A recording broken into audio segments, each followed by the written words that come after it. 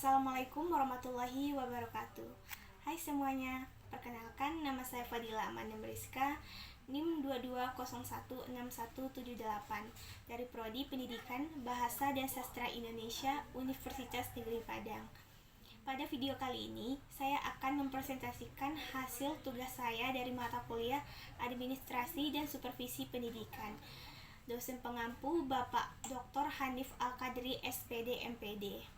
Tugas presentasi saya berjudul memahami konsep dasar administrasi pendidikan. Baik, kita langsung aja ke videonya. Pengertian administrasi secara etimologi.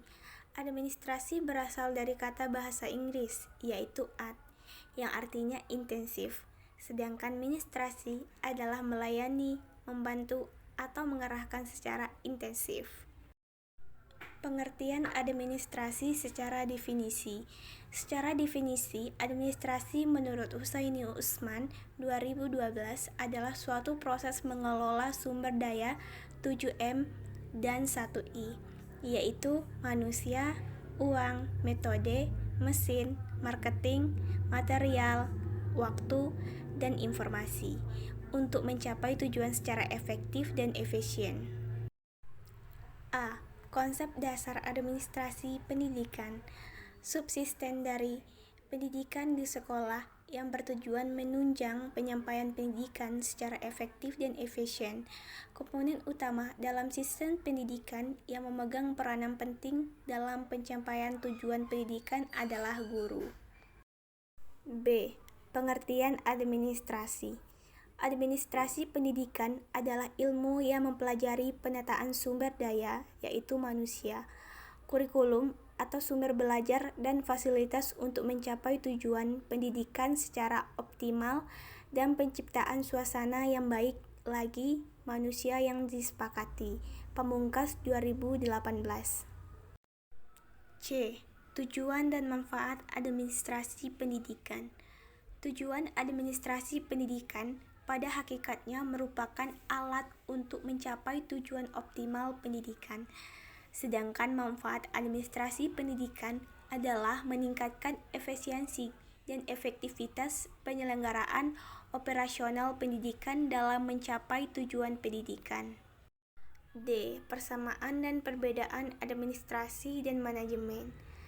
Pendapat yang menyatakan bahwa administrasi sama dengan manajemen, seperti pendapat yang dikemukakan oleh PBB bahwa kedua istilah itu dipakai secara sinonim, di mana administrasi banyak dipergunakan di bidang administrasi negara, sedangkan manajemen banyak dipergunakan di bidang administrasi niaga swasta dan administrasi niaga. Dalam penerapan administrasi dan manajemen tidak dapat dipisahkan, hanya kegiatannya yang dapat dibedakan. Administrasi bersifat konsep menentukan tujuan dan kebijaksanaan umum secara menyeluruh, sedangkan manajemen sebagai subkonsep yang bertugas melaksanakan semua kegiatan untuk mencapai tujuan dan kebijaksanaan yang sudah tertentu pada tingkat administrasi. E.